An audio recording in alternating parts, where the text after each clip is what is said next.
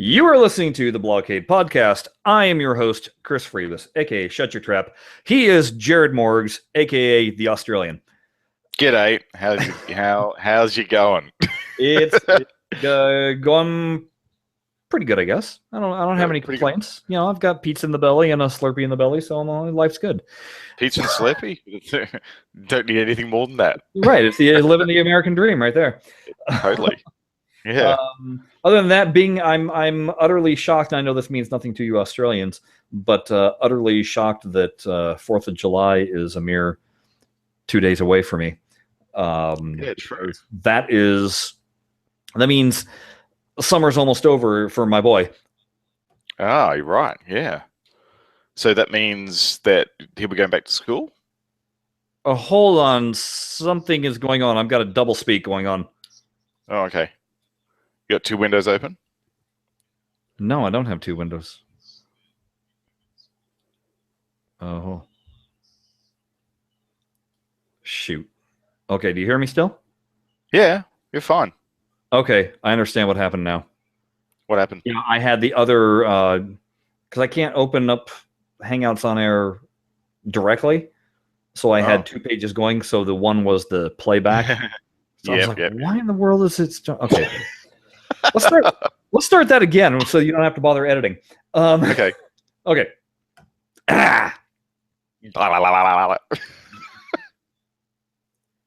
You are listening to the BlahCade podcast. I am your host, Chris Freebus, aka Shut Your Trap. He is Jared Morgan, aka the Australian. G'day, Chris. How you going, mate? This feels like deja vu, but I'm doing good.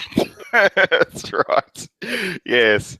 We just had to. We started the session this exact same way, and then I had a technical difficulty, and so we're starting the session again this way. So take 2 rather than making Jared do some editing. So yeah, it's things are going well. I've got the pizza and Slurpee in the belly, so I'm happy on that front. But Good. I'm rather shocked at the date. I know it means nothing to you Australians, but for us, Fireworks Day, July 4th, is just right around the corner. And that means that my boy's summer is halfway done, which is frightening because it feels like it just started. Yeah, right. So he's not going back to school just yet, right? Like he's got a bit more time off. Yeah, he's got until August 10th, which is just insane to me. See, when I went to school, we got out in mid-June, and then you didn't go back until the first week of September. Wow, that's a huge amount of time off. Yeah, right? It was good times, right? Yeah, but actually, totally. it's actually the same amount of time that he has off now, except for he gets off at the end of May and doesn't go back to school until August 10th now. So it's still 2.5 months, which is what I had. But the problem is that August to me is still summer. That's still, it's ingrained in my brain that's the time off, right? That's weird. Summer movies are still coming out. It's still summer. Summer is not over until September as far as I'm concerned. So usually when you'd hit July 4th, that meant, summer's just getting started. Now it's like, wow, summer's flying by. What have you done? Yeah, that's right. So yeah, it's a little freaky to me there, but yeah, I can get over it. Yeah, exactly right. It'll be fine. So a couple of things have happened here. One of them we'll get into immediately. The other one will delay just slightly. But the Indy 500 has come out on TPA. Yes, it has. That is what we're going to get into a little bit later. What we're going to get into right now is because it was announced in the newsletter. And of course, once you get a newsletter, you get a hint. You get a clue. You get a clue as to what the next table is going to be. So I literally, Jared, right before we started the session, pointed out, hey, newsletter came out. I was like, I better look at that and see.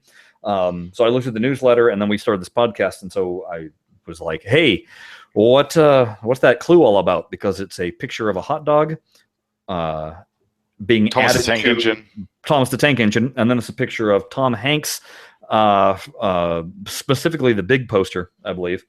Yeah, it's a big poster. Being added to a picture of William Hurt. And I was like, what is that? Thomas the Hurt? I don't know what. And Jared so rightly went, well, is that him from Big? And I went, yeah, Big Hurt. And he was like, oh, it's Big Hurt. I was like, I still have never heard of that. Yeah. Right.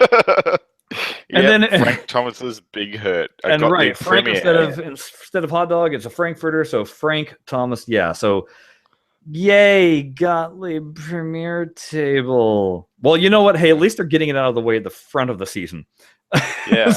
Rather than that way, all the people that whenever a Gottlieb table comes out at the end of the season, they go, "Oh, if I had known that, I wouldn't have bought the season." Well, now it's a load of rubbish. Now, congratulations, you're not going to buy the season because that's right off the top. You got your Gottlieb Premier being a giant stop sign to you. Yeah.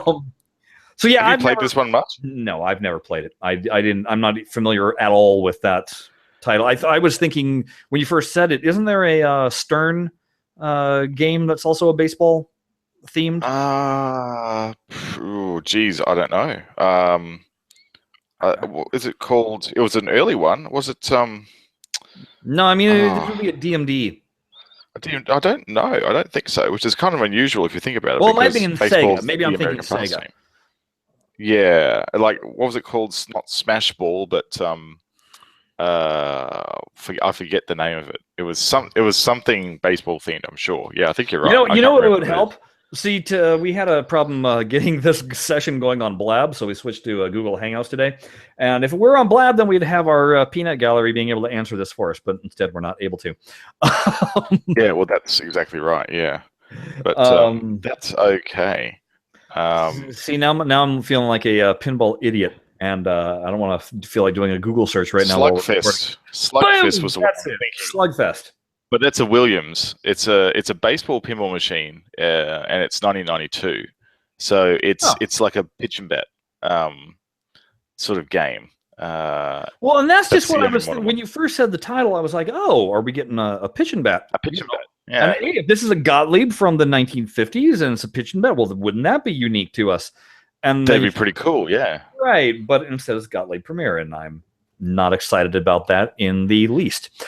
So this game, because I have a misspent youth, I did manage to play this game when it was fresh out of the box back in the 90s. Yeah. Because it's a 90s era, being a Gottlieb Premier. And DMD, its main feature is this oscillating pitcher's glove or catcher's glove that moves across this ramp. And the idea is you can shoot left field, right field, or straight up the middle. And the ramp has this pop-up ramp in the middle that allows you to get a grand slam. And that's pretty much how you score in this game. You get grand slams, and it goes off its nuts when you get it. Like the whole thing just lights up, and like the commentator goes off his head, and yeah, it's fun. If you have never played it before, you'll go, oh, that's pretty cool. And then, you'll do it another 10 times, and you go, okay, I'm a bit over this now. So the good thing about it is, though, the pitcher's glove or the catcher's glove is actually spring loaded. So if you're playing this on like a brand new shopped Gottlieb with super strong flippers and everything, mm-hmm. it really is a strategy to avoid the glove, because that glove will get you rocketing back towards the flippers at a rapid rate. But the other thing is that this game has a center post in it because of that reason. And I think, so all the risk of this game is taken out with the center post. Yeah. I grew to hate this game because it was in our pinball league. And there's this one guy who I think listens to this podcast, he'll know who he is, who got colossal scores on this because he was just spamming the ramps over and over again. And it's not that he was, trying to abuse anything at all with the table. It's just the way this table is, because when the ball returns to the flipper from either the sort of left field or right fields, it goes pretty much right near the flipper, so you can always catch it no matter what.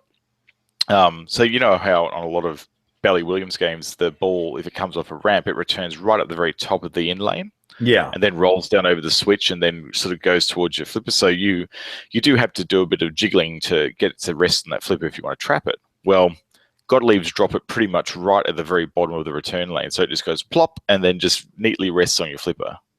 So it's just boring. If I had one myself, I would actually modify the railings and cut them off and then re-tig them so that the ball dropped at the very top of the ramp, at the very top of the in-lane, because it's just boring otherwise.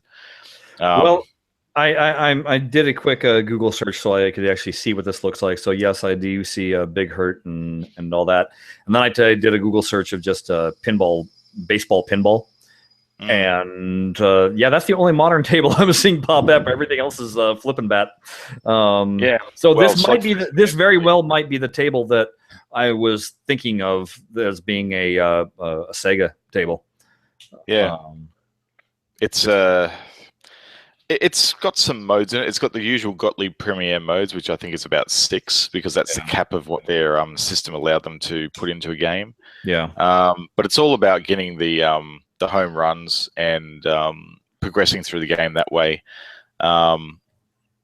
It's just a classic Gottlieb Premier, really. Well, the good news is at least Farsight is being timely and having this come out during baseball season. See, I wouldn't have no clue about that, but yeah, that's actually a good thing to release now. That's a good idea. Yeah, as a positive. So Farsight, if you're listening, that means that you have from November until June to make sure that we get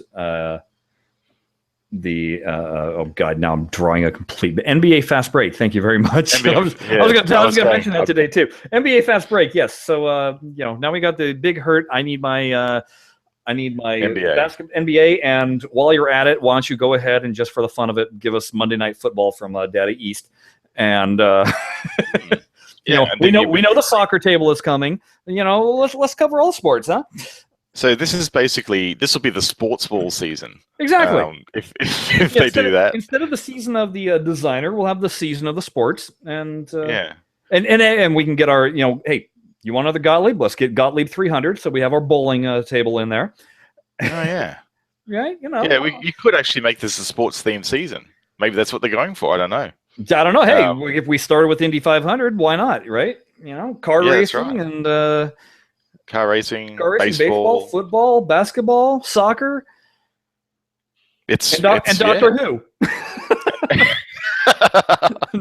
Doctor Who, that's right. We'll call that.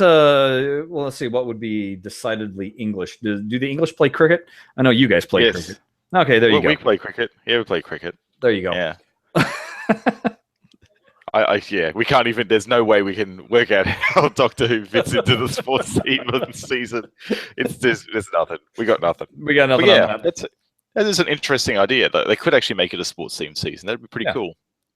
So since brought it up, Indy 500 is out. I played it a whole mess just yesterday. Did you get a chance to play it yet, Jared?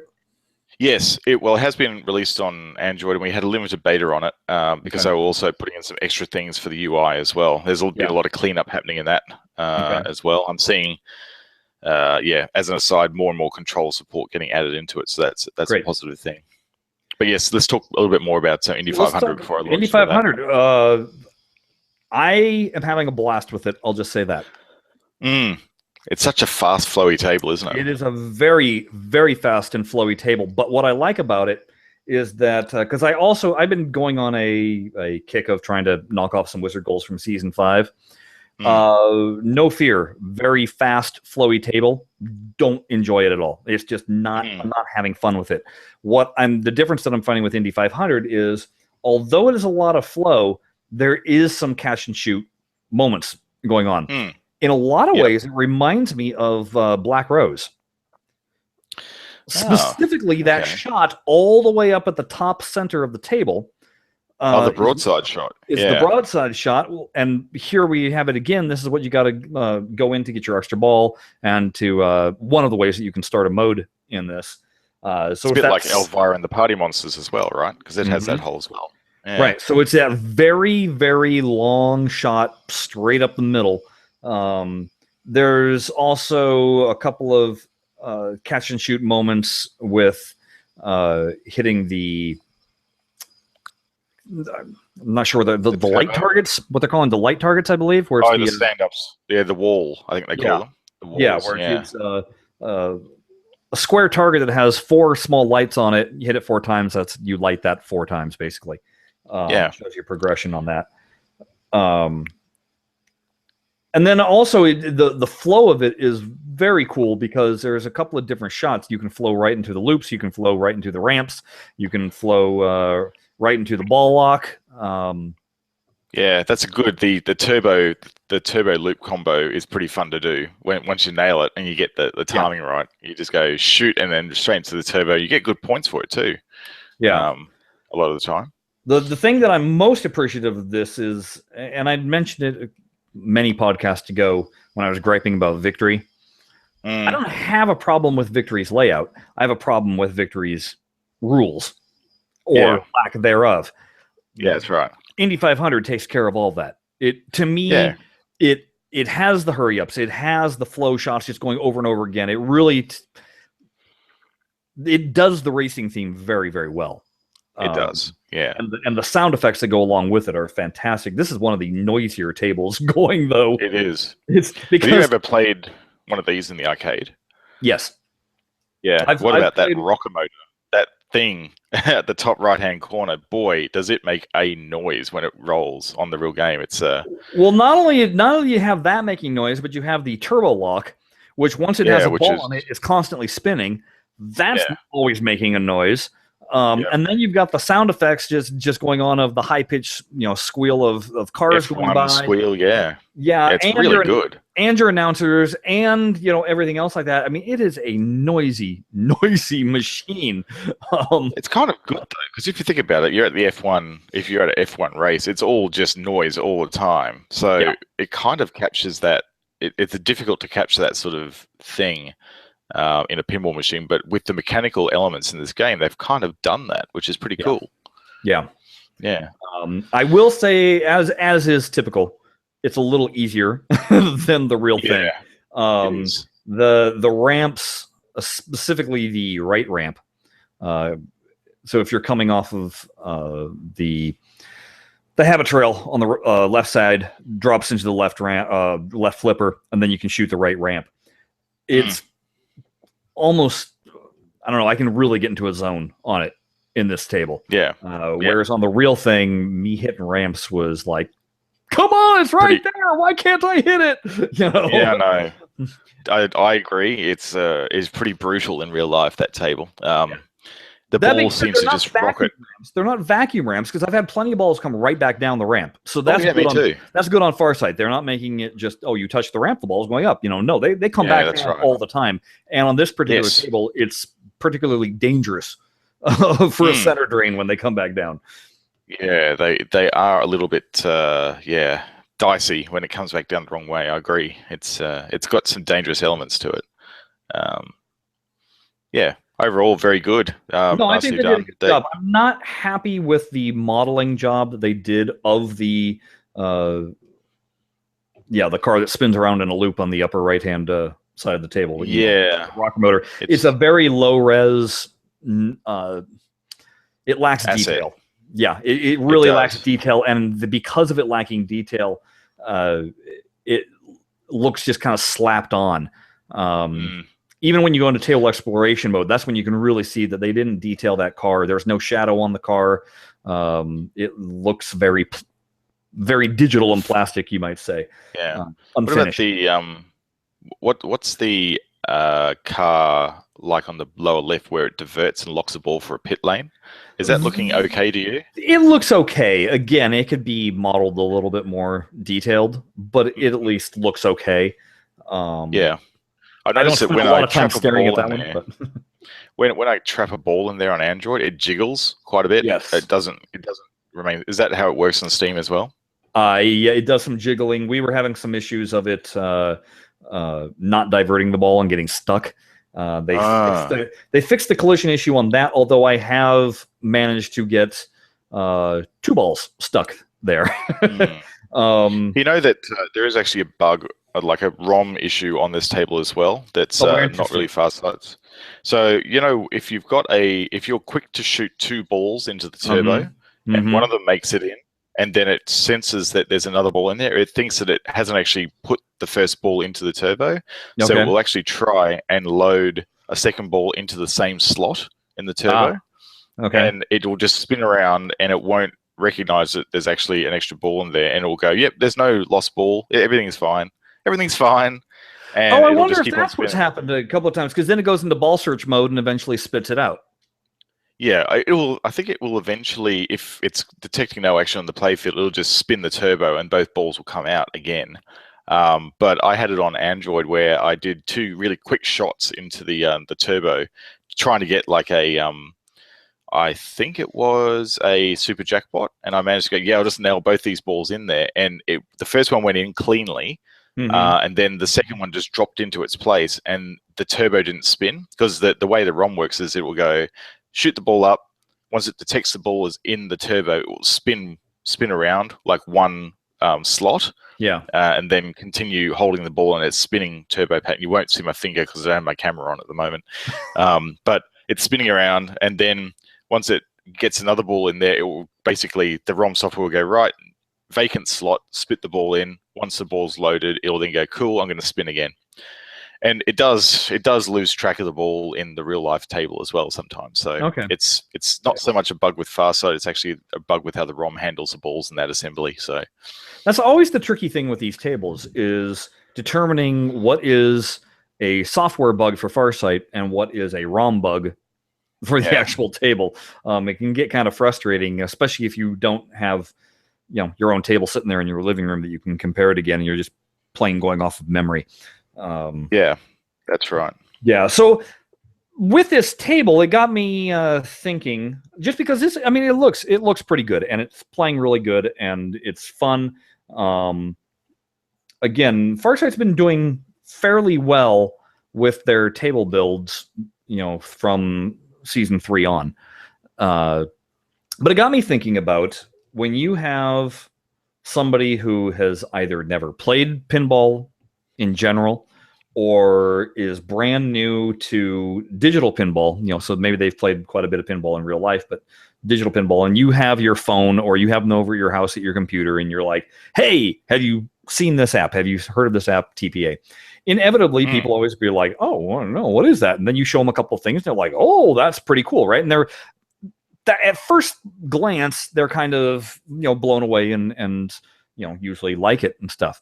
So then inevitably the question becomes, well, what table should I buy? Yeah, that's right. Now, let's say they don't want to buy entire seasons. And who can blame them? The Steam sale is just ended, and they don't want to spend $40, $30 or $40 just for one season, especially if there's a couple of different tables that they're interested that are spread across many different seasons. So we decided to help everybody out. What tables should you recommend for them to purchase that are the best, call it demonstration tables? And what I mean by that is, we used to, those of us that are home theater enthusiasts, there are plenty of movies that are absolutely terrible, terrible movies. They're not good in the least. The stories are just a mess. The acting is hilarious, but they've got some of the best sound for surround sound and fantastic picture quality for, showing off your gigantic TV. So you show them a scene and you're like, isn't that awesome? And it's pure eye candy and ear candy, right? Yep. So that's what we're going for with our top 10 list of tables to recommend. This is what your eye candy and ear candy are. These tables that we're going to mention have probably the fewest bugs, at least as far as we're concerned. User mileage may vary. That's right. Platforms may vary. Yeah, platforms may vary, but we're kind of basing this on what is good for both. So Jared is primarily, well, I think exclusively an Android user, and I'm exclusively now a user on Steam. So between those two, we kind of feel like we're covering both consoles and the mobile market in combination. And we agreed on both of these, because there were some tables that I said, oh, this is really great on Steam, or on Steam, and Jared was like, oh, it's terrible on Android. So the following tables, yes, the following tables we think are pretty dang good demonstration and good recommendations. If somebody's asking you, hey, what should I buy? Feel free in recommending these, and I don't think people will come back and hurt you. No, they shouldn't. If they do, there's something wrong with them. It's their problem, not yours. That's right. So let's go ahead and start off kind of the safest, easiest choice, which is Addams Family. Yep, absolutely. Now, This is very well implemented. It's very well implemented. It's graphic-wise, Farsight did a great job. Lighting-wise, in DX11, they did a great job. Bug-wise, I don't think there's any major issues going on with it. No, not on like Android. Like the lighting is perfectly fine. Android, they've got decent alpha bloom on the flashes, and it doesn't look like nuked like some of the tables do. It's well balanced. The lighting's good for mobile, and yeah, it plays well. Very few bugs. And then on top of that, even for the pinball noob, most people that have any clue about pinball have played or seen an Addams Family table. So it's a safe, slide you in kind of table. Yeah, absolutely. Next table, Medieval Madness. Oh, yes. Now, what's interesting about this was, I believe, Farsight's first DLC content after the initial 4-pack. It was. Yeah, I think it was. It was the first table pack, and it came out with Brighter Pinbot, didn't it? Yes. I think. Yeah, came out with Brighter Pinbot. And at the time, everybody flipped their wigs over Brighter Pinbot of, wow, doesn't that look awesome? As opposed to nobody was really thinking that Medieval Madness looked that awesome. This one has received a fair few bug fixes along the years. It's got some bug fixes. It's gotten some graphic fixes, I believe, too. Yeah, it has. I think they've cleaned some things up on it, and I know that this was Flippergate. Remember the Flippergate on this table? Flippergate. The gap for those of the that flippers. don't, the gap of the flippers was all wrong according to everybody, and the flippers weren't even, and it was, oh my god, you thought the world was ending. It's kind of a quaint complaint nowadays, don't you think? Yeah. Well, yeah. This table plays very well. As far as being faithful to the original. Yeah. Yep, it's fast, just like the original. And it's fun. It's packed full of humor. It's got Tina Fey in it, so what more can you really want? Yeah, and I mean, again, it's one of those tables that, and surprisingly, most of this list does not contain tables from the first and second season, because a lot of those it doesn't. Have bugs or bad graphics, or there's something messed up with them enough that you kind of go, well, that's not exactly demo quality. It's not that, again, this is not a comment on the gameplay itself. No, this is a comment on the build. The gameplay is purely gravy with what this list is being put forth. That's right. Yeah, it's funny because with it being a pack though, and the person getting Bright of Pinbot, at least with the DX11 lighting, Bright of Pinbot's not that fantastic. It suffers it suffers from them overlaying on top of what they already worked on, but they worked on it with the idea of kind of making it look like it was in a certain room environment rather than just being. Oh yeah, they baked in the lighting. So they took it in a dark room. Yes, and it just looks. This is one of those tables on Android that needs a complete facelift to make it look like the season 3 onwards quality. Right. Like there's zero alpha panes. In fact, pretty much all season 1 and season 2 tables don't have any alpha panes on the flashes, so they look flat and lifeless. And this table looks like it's covered in chrome dirt. Like it just looks dirty in the way that they've photographed it. And like this table in real life is actually quite bright. Like it's the playfield is quite light, and there's a lot of like light tones on it, but it just looks muddy and horrible on this. So, and again, it depends on the format, because like I always thought that it looked really great on PlayStation 3. So that's why it's, like I say, Bright of Pinbot, that's just a bonus to getting Medieval Madness. But Bright of Pinbot is certainly not your demo table. No. So table number 3 to recommend for purchasing to somebody. It's the combo pack of Fireball and El Dorado. Yes, EMs. Everyone needs an EM in their collection, I think. Yes, everybody should try them, because, again, if you're recommending it to somebody, who knows what their style of table is? They may say that they love DMDs, and then all of a sudden they play Fireball, and they're like, wow, this is really pretty fun. Yeah. Yeah, exactly. Yeah, so this, out of all the EMs in the collection, by far, these are the 2 finest ones. And both of them are good representations of what Farsight can do with pinball in TPA. They both are lit very well. They both graphically look nice. The physics on both of them are really good. And again, all you have to do is compare El Dorado to El Dorado City of Gold, and you can see what a difference the tuning is between the two of them. Yes, it's notable, and you'll get much more enjoyment getting playing the original Gottlieb EM version of that table. Yeah, just the way it holds the drop targets over between balls is much more satisfying than having them reset on you, as we've talked about in past podcasts. And Fireball itself is a unique table with the zipper flippers, and it's worth the cost of admission alone just to try that out, because it changes the way you play the pinball. The zipper flippers, you got a spinner in the middle, and both of them chimes. You got to have chimes at some point. Beautiful chimes, right? Yep. So again, that'll help. We have that. I think Big Shot is an honorable mention here too. Big Shot is good fun to play as well. No, it's not. Well, I think it is. This back and forth between me and Jared would have happened where I just go, "Screw you, Big Shot, I hate you." Because I don't think Big Shot, to me, lighting wise, and again, I play it exclusively DX11. The lighting in DX11 is jacked up because the inserts, they don't light with the same intensity, and all of a sudden, after you collect so many inserts, all of a sudden it will noticeably get brighter. And when it shouldn't have, it should have always been an even brightness. When Farsight was first doing the conversion to DX11, it would appear that their art team missed a few inserts, because I'm not going to get into it, but it's across a couple of tables where things are lit perfectly fine one moment, and then all of a sudden you activate something else, and all of a sudden it dims, and you're like, well, what the heck just happened? Okay. So on Android, it looks great because we don't have any of those issues with dynamic lighting. Like, it looks... The way they baked the lighting in on that table looks really, really nice, and crisp. Like the graphics on it are really, really crisp for the season that it was in at the time with the technology they had. Like, it's a very sharp looking table. Right. So yeah, that's a point of difference between us on that one. But yeah. But we can agree on Fireball and El Dorado. That's absolutely those two are great.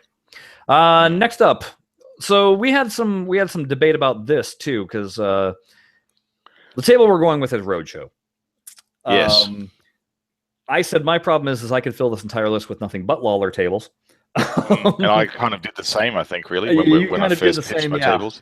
And Jared had picked Safecracker, and I was talking him down from that, saying that although it looks fine and plays fine, there's a lot of people that hate the way it plays. Polarizing table. It is a very polarizing table. And so it's not a knock on the build itself, but more a knock on if you were really trying to entice somebody with a table, this is not going to be the one. Again, going back to the home theater equivalent, it would be the equivalent of after you showing them a whole bunch of action sequences with nice, loud, awesome things that then you throw in, I don't know, like Out of Africa. And you're like, well, look at the beautiful scenery, and the person's like, really? This is demo material? I could care less. Show me explosions. Yep. So explosions. Safecracker isn't really a explosions table, except when you get the token running down the table, which is hard to do. Like, let's be serious. Like, it's hard. It is. So anyway, we decided to go with Roadshow. Again, it's a nice wide body. Nice wide body, which you gotta experience what that feeling is like in TPA. Is again crisp graphics, really nice audio package, and the physics are pretty dang good on it. They are pretty good. It's got heaps and heaps of things to do on that table. It's got a really deep rule set. Exactly, modes keep people busy. It's actually a good one to have in your actual real collection if you have pinball machines because of its depth. But on TPA, it translates really, really well. Nice job on that one, Farsight, I think. Not to mention that then you get the creepy talking heads that I'm sure somebody will be like, I've seen that before, and I think they got a name for that, actually. I think it's actually called Pintronics, I think the heads are called. Yeah. I just call them creepy heads. Creepy heads. All right, moving on. Our next choice, and again, me and Jared, we don't necessarily care for the table, but it looks good. Jackbot. So I think I I'm not a fan necessarily of the layout. I specifically do not enjoy Pinbot at all. But Jackbot, being the same layout, I do get a kick out of, and I do think that, again, the presentation of it is really good. The lighting is fantastic. The graphics are nice, crisp. The audio package comes through clear as a bell. I don't know of any bugs, and one of the big complaints with Pinbot was if you get the ball stuck in the bumpers, it would just shoot them out to your left out lane, like 9 times out of 10 it felt like, and so that would just become the source of frustration. And Jackbot doesn't. Yeah. They tuned it better, so it's not that horrendous. That's right. There is subtle tuning changes in Jackbot which make it a lot more fun to play, and it's all really about the casino run in that game, isn't it? That's the exciting part, like gambling and trying to avoid the bombs and using the cheats in it. I was going to say the gambling aspect adds to it. And then on top of that, with it being, just a reskin of Jackbot or of Pinbot, again, you got the people that maybe they were familiar with Pinbot and they see Jackbot and their memory is fuzzy, but they're like, oh yeah, I remember that visor thing. Oh yeah, and so it's, again, you're hitting two birds with two birds. You're essentially hitting two eras with this particular choice. Like, so you'll get the people from the 80s that had a misspent youth, and then you'll get the people that have only been in the arcades in the late 90s, and so that's a good bridging, like, to get people. Oh yeah, I remember this sort of thing. Yeah, exactly. That's right. Moving on, we went with Dracula. Dracula. Now, we had to debate a fair bit about this, didn't we? Yes, we did.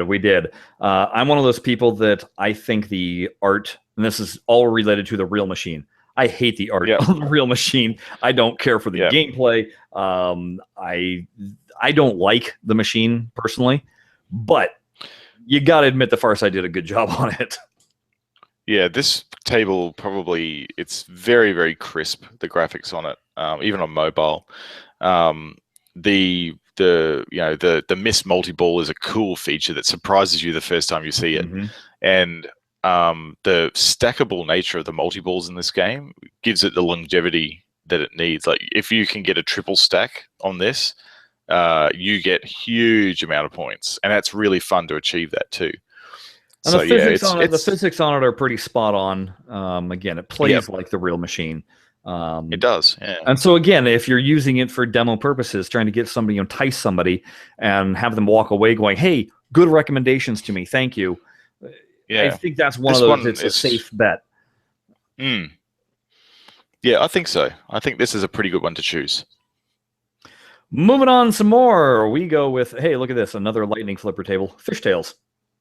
Fishtails. Yeah, this one was one that we sort of just, when we were debating the tables, we went, how about Fishtails? And pretty much at the same time, we came to the same conclusions that, yeah, you know what, this is actually a pretty fun game. It's of that era where it was all about, locking the balls, getting the multi-ball, and, maybe doing a few modes. There was a video mode in this, very much like the Getaway High Speed 2 sort of rule set. It's all about multi-ball driven with a few sort of distractions along the way. But, getting Rock the Boat on this game, really getting the scores going with the cross ramps is a hell of a lot of fun. Right, you got to have your Mark Ritchie cross ramps at some point. You totally got to get the double cross. Yep, absolutely. And the other cool thing is if you have a weak shot up the boat, which is a big center feature of this game, of course, so you get a U-turn. So if it goes back the other way, you get like this U-turn. So they really thought well. From a rule perspective about utilizing every single aspect of what the table could do physically, and sort of gave you things that you could sort of aim for in the game based on that. So it's well implemented, but the lightning flippers on this game, for the record, I think this game was designed to use full length flippers, but when it went to the European market, they demanded that it have lightning flippers, and that's kind of what they shipped them out as. So yeah, it's brutal because of that. So the other thing game is, times. When you find this table out in the wild, the playfield is usually just beat to crap. Usually because it's very fun to play. Well, and it's also just, I think, how the ball comes off of the boat U-turn and everything else like that. The fish in the front of that are always just scraped up, faded. Very frequently, the playfield is just beat. So. And this one was even a playfield that had the automotive clear coat called Diamond Plate on it, and even with that, it's still getting beaten up. So this game's got a hammering usually in its lifetime because it's just very accessible to play, and that's Right, why so it's a good table to recommend. yeah, it's nice because all of a sudden it's like, oh, this is how it should have played. Oh, okay, isn't that wonderful? Or this is how it should look. That's right. So the final table that me and Jared came up with a consensus on, and we'll have two more following single picks of our own, was Whitewater. Yes. Now, the tricky thing with Whitewater is that the audio package is not good, but that's not Farsight's problem. That's Williams's problem. Yeah. The ROM had really crackly and poppy voice samples in it. And I remember in beta we're going, geez, what have you done to the sound in this? And he goes, nothing. This is how it actually comes in the ROM. Like, it's just how it is. It's terrible. When they compress the audio on it. I mean, this was a pre-DCS game as well, so you don't have the digital aspect of it. It's all analog audio, and they just messed up the compression on it when they were doing it. And of course, back then it wasn't like. Sorry, I stomped on top of you there. Yeah, that's okay. That's all right. The part that makes this such a fun table to recommend to people is the left ramp, habit trail, whatever you want to call it, the falls, and just watching that ball go. It's such a. It's one of those things that when you finally get the ball to go up there and ride along it, it's like, yes. I mean, you just feel good doing that. It's a cool shot. And the whirlpool's cool as well, how it disappears and goes it goes out somewhere else. And if you haven't played this game before and you make that shot, you go, where's the ball going to come out of? And then you see the mountain start flashing, and then it rockets out of that up kicker eject to your right flipper and scares the bejeebers out of you. It did for me, at least, when I was playing. I went, whoa, geez, where'd that come from? Now, I will say, if you're playing this in DX11, turn the bulb brightness way the heck down. Farsight unfortunately nuked this table with the bulb brightness. I think I have mine down at like 10%. The bulbs still flash. You can still see everything lighting wise, but now you can actually read what the inserts say. And also, it completely blows out the inserts if you have it up too high, right? Yeah, they had it up too high. It was blowing out the inserts. I've come across this now and then on a few tables. I actually just turned Indy's bulbs down also. Me being a person that works in camera, I don't like it when, things blow out. They shouldn't be that way. It's not that way in real life. So I will turn the bulbs down until it looks like a natural lighting situation with the bulbs. Still with the benefits of, like the benefits of a DX11 lighting system, but just not with the nuking. Exactly, because I'm still turning down the environmental room lighting way the heck down too. I usually ride mine at 20%, sometimes 15%. So it's still so you're like a really dark room. No, it's not terribly dark. It's call it twilight.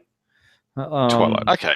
So you can still see things on the table that aren't lit, but not to the point where it's like nice and bright. It's just you understand that it's there. Part of that is that, like on tables such as Champion Pub or Funhouse or even Roadshow, those big toys should be fully lit. You should be able to see them, even though they don't have a light necessarily shining directly on them. They should be lit by the insert that's on the bottom. And the way that Farsight has designed their lighting program, the throw of the lighting does not go far enough. And so the surfaces should be reflective and catch lighting, glints of lighting, and give you it. And especially on Champion Pub, you don't see anything. I've complained about this numerous times. So I turn up the lighting in the room just enough that I can still make out what is there, but still keeping that nighttime-ish, because I want the light show. It's got to be dazzling. Like when the flash is going off, you want to do what flash is supposed to do, and like make you a little bit sort of dazed. Exactly. That's what they're designed to do. Exactly. Everything in a pinball is designed to make your ball drain, even the lighting. You got to remember that. So that's why you see Stern pinballs with their like LED flashes now, which are practically blinding in a dark room. Yeah. It's so much so that on Game of Thrones, there are actually two settings in the settings to turn down the intensity of the light show, purely because of epileptic issues. Like it's that bad that you will trigger an epileptic attack if you're susceptible to it. So they had to actually have an option to dial it back a bit. So But Jared, getting what back is to what is your final pick for tables to recommend? oh geez, what was it again? I forget what I You were said it stuck, was. but you were really wanting to say either Safecracker or Champion Pub. Yeah, it was for me. It was Champion Pub, I think, because it's another one of those games that it has so many cool toys and things to muck around with, like the boxing bag and this jump rope and the massive dude in the middle that punches back at you and you can do an uppercut on him and all that sort of stuff. Like, there's a lot of stuff you can do in this game, and it really has the theme of like a 1930s brawler boxing rink, like a a Fight Club style tournament thing, really down well. Like they've done the theming beautifully. The voice work in it is great. So is your recommendation And more for the table itself or for Farsight's build? um, Because that was my I'd argument against say it, was Farsight's build. Again, what I just said about the lighting in DX11 is not good. I know people complained on PlayStation that the jump rope mechanism doesn't work as it should, that it's very buggy in that respect. I haven't really found a lot of trouble with the jump rope assembly at all. Like, it works fine. I can get up to like 13 or 14 jumps on it, no problem at all. So for me, that works well. Um, Everything seems to be okay from what I've seen. I haven't really encountered any big bugs with this table at all. So Okay. on mobile, it plays really well. Okay. So that was why I was talking Jared down from it, but we'll let Jared have his pick because Jared's probably gonna talk me down from my pick. My choices were between Centaur and High Speed. And I wound up going with High Speed because I think even in DX9, the lighting, that was the first time that Farsight actually programmed in the table to go dark. Oh yeah. When all the lights turn off, which they'd never attempted to do that. I don't know what they did. They almost like forced a dark pane on top of it until the lights came back on. But it really captured the effect of what that table is all about. Absolutely. On top of them capturing the speed of it. And I've played it a couple of times, and when that upper flipper doesn't have the proper strength or there's something misaligned on the table, it just totally ruins the table.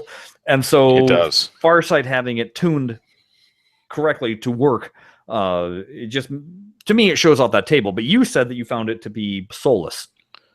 It is absolutely soulless on mobile because, as you say, it's all about the light show. That era of table relied on the light show to draw players in, and of course, without any dynamic lighting on Android at all, it's flat and it's lifeless and really boring. But that's what I'm saying. In the non-dynamic lighting version, DX9, they still managed to pull that off on Steam. So you're saying that they didn't pull that off on Android?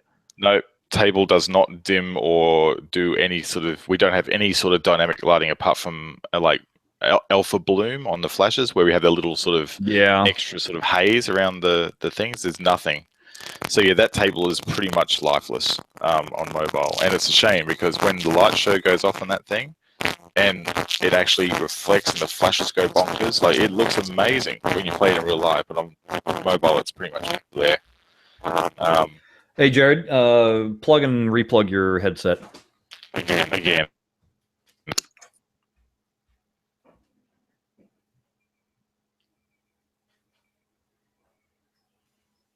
All right, try that. There we go. It was starting to do its crackle.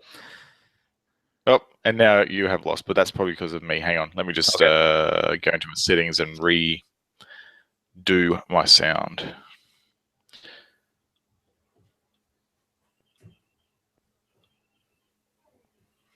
Test one. There we go. Yeah? You hear me? Okay. So that's not working for me. I'm hearing you perfectly fine, but obviously you're not hearing me. Still can't hear anything. Let me just go back in here and go always allow. Check. 1 2 1 2. So that should technically be working, but I can't hear you. Let me hello. I don't know what's going on. Hang on. Let me just. I might have to close the session down, then bring it back up again. Sure.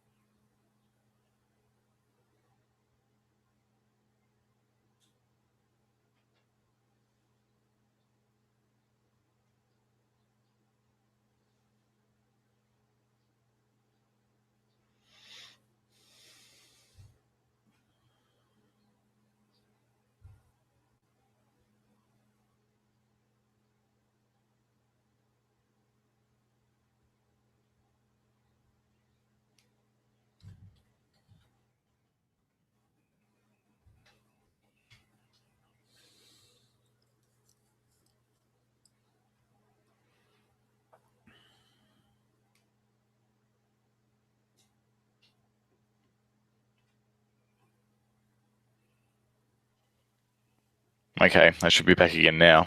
How about hello? Hello. You hear me? Back again now. Yep, Okay. I can hear you. Great.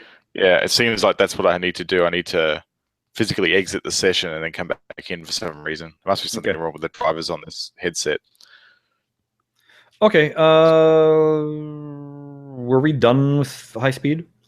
I think so. Yeah. I think so yeah. too. Okay. I think we're done. Yeah. Okay, so let me. We're gonna run quickly through the top 10 because there's no need to bash or the worst ones. There's no need to really bash them too much because pretty much everybody knows. Yeah. True. Quite true. All right. Here we go. All right. So anyway, those are our 10 tables that we feel that you could recommend safely to somebody, enough to entice them to then maybe go, all right, I'll buy Seasons, or hey, can you tell me some more tables? If they ask you some more tables, here are the 10, well, I don't even know if it's 10. Call it the 6 worst tables that you could possibly recommend to somebody to try out in TPA. Yeah. We're going to start with the most obvious. Do not recommend going nuts. No, do not.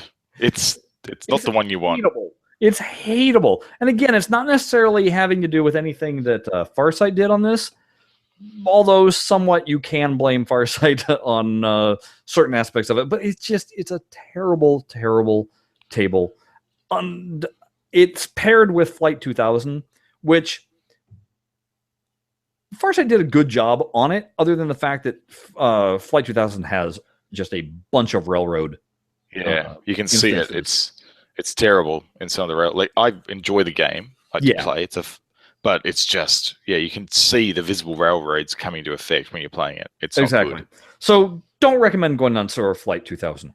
The other obvious one, don't recommend Black Knight. Oh no, because Black Knight is, as we all know, it's not emulated. It's got bugs up the wazoo. It's got terrible art that Farsight did fix. Because I don't know, many of you that have been listening to us for a long time remember the prefixed version of Black Knight, where it looks like somebody has started a fire on the table, and it had burnt areas. Now, here's the thing. You might be tempted to recommend somebody to buy Black Knight because it's paired with Creature from the Black Lagoon. But again, Creature, bad for demo purposes because it's got the vacuum ramp. It's got really kind of shady audio. It's got terrible graphics on the on any of the raised, like the brazed plastic above the slingshots. It's out of focus. It's fuzzy. Bad. It's not a good look. No, it needs an art package big time, and it's got some, I don't want to call them railroads, but very predictable ball bouncing. Yes. Especially if you've ever played the real machine, that table is wild and crazy and hard to manage, and doing something like move your car should not be anywhere near as easy as it is in the TPA. No. because that middle lane is, if you don't get a good direct shot up it, it rattles around and it'll come straight back down the middle. It's brutal. I used to joke that the Creature was one of those tables that, even though I hated the presentation of it, I still enjoyed playing it, and so it was like hate playing.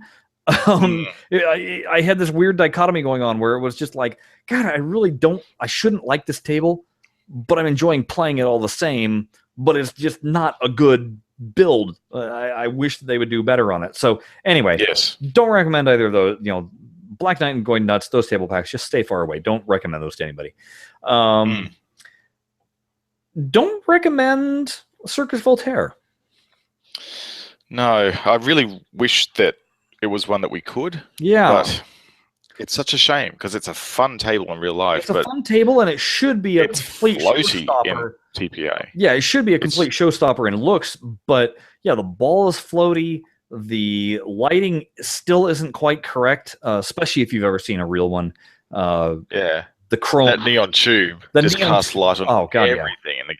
Yeah, it looks great. And the chrome just shimmers everywhere, and they such a vibrant table in real life, but certainly on mobile on TPA, it's flat and lifeless. Yeah, and from a Android or like iOS perspective, the way the juggler multi-ball locks work are totally unconvincing. Like, it's like the ball goes down and it's being held by an invisible post, and then when it goes to juggle the ball just sort of moves slightly into the cup and then transfers over to the other cup, and it's got farting saucer noises everywhere in it, and it's terrible. It is terrible. On top of that, you'll never have a table that loses your ball completely off the table more than Circus Voltaire.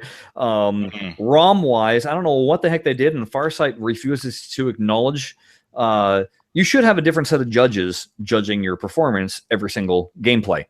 Yes. And in TPA, you have the exact same 3 judges every single time. Yeah, I don't know what's going on there. And we've pointed it out to Farsight, and they've just kind of done well, no, that's just what it is in free play mode. I'm like, no. No, it's not. Played it many times in free play mode, and that's not the case. Judges alternate. Not only that, but judges used to alternate on Circus Yes. Voltaire. Did they?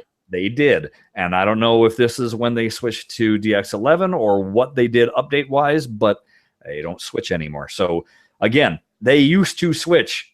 We don't know what happened. Unfortunately, Circus Voltaire is paired up with Funhouse. And again, Funhouse is not necessarily a showstopper. And it's way too easy also.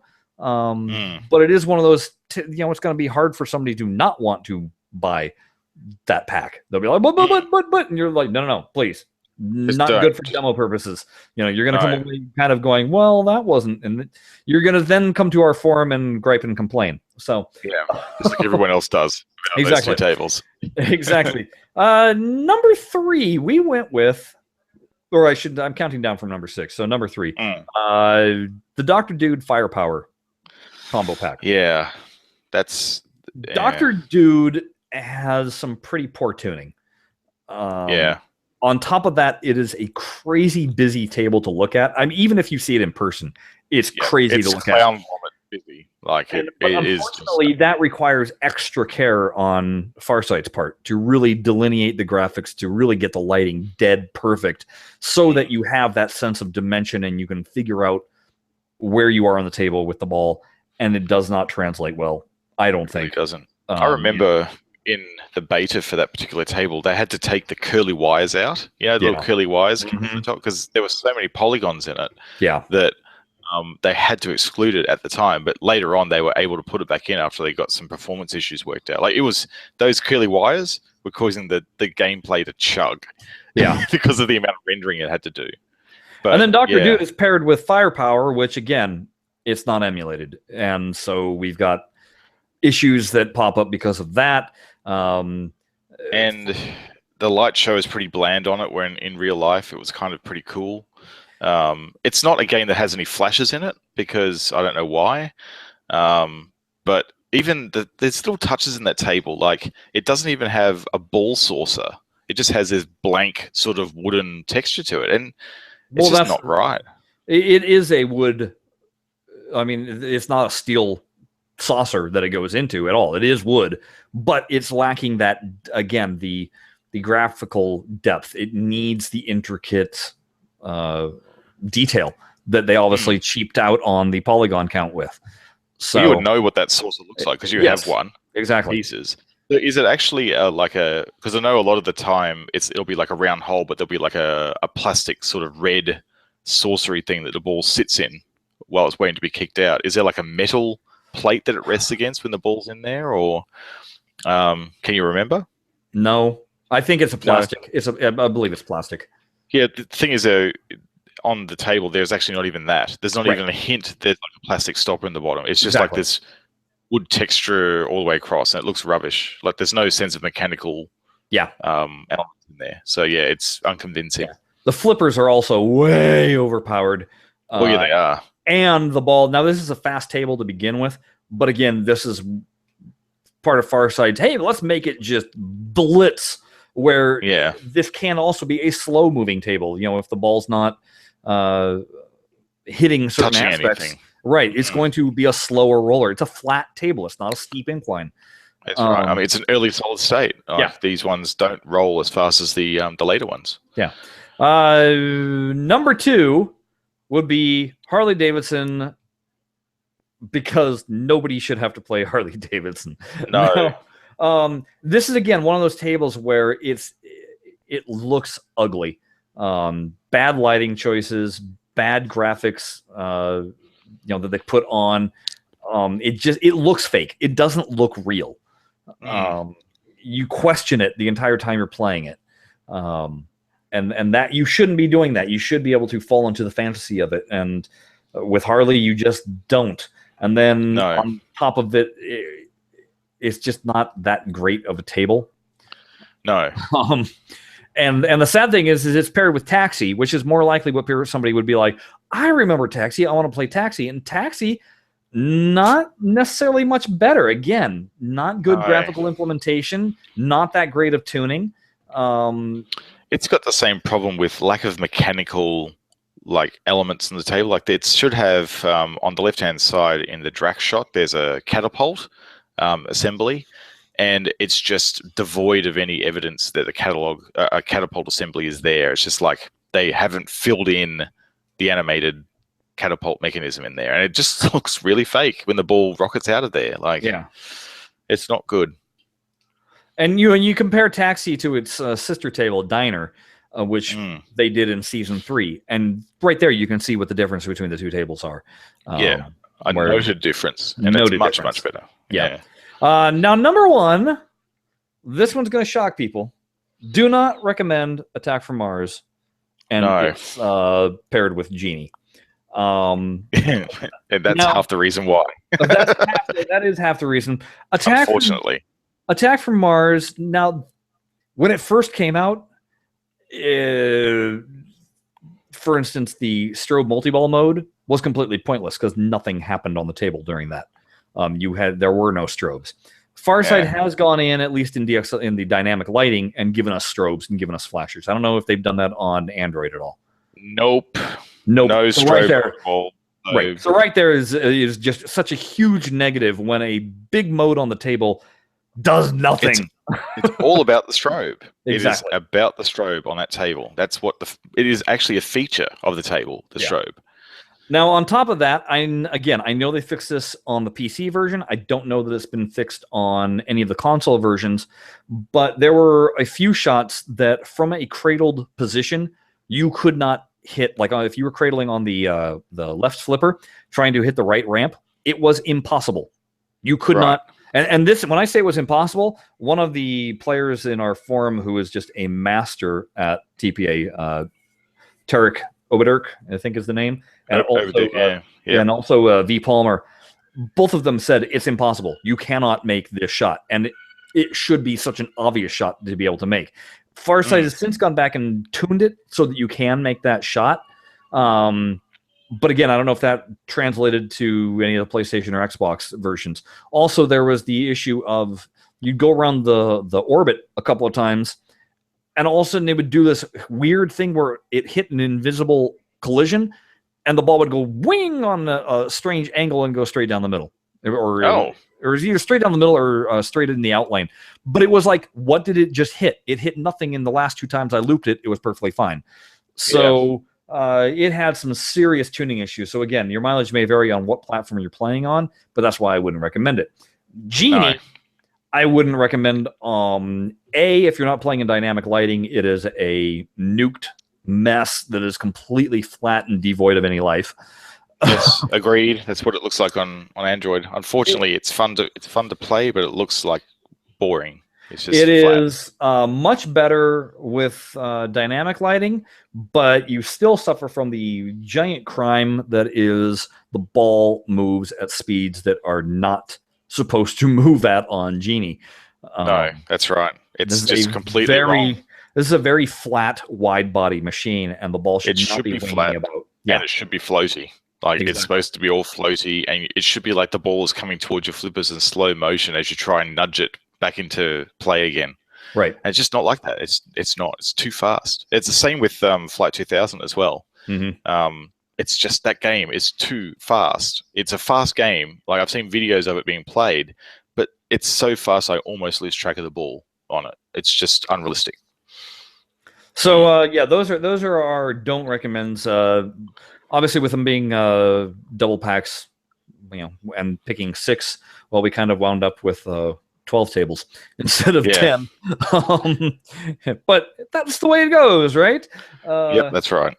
Yeah, I mean, if you're a completist and you want to get them after you get all the good games, and you just want to go, look, whatever. There's a Steam sale. I get them. Look, they're not terrible.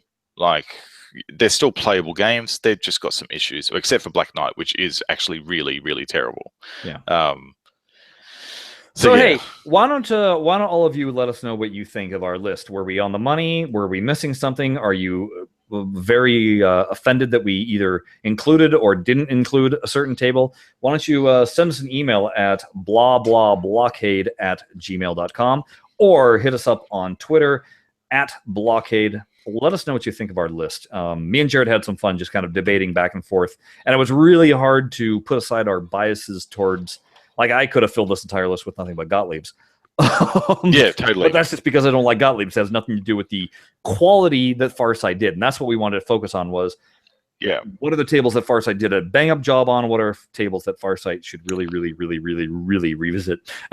That's definitely the important point here. Like if you are going to debate this on the forum, don't be tempted to go, well, this table, as in the manufactured version that you play in the arcade, I don't like this table because of this reason.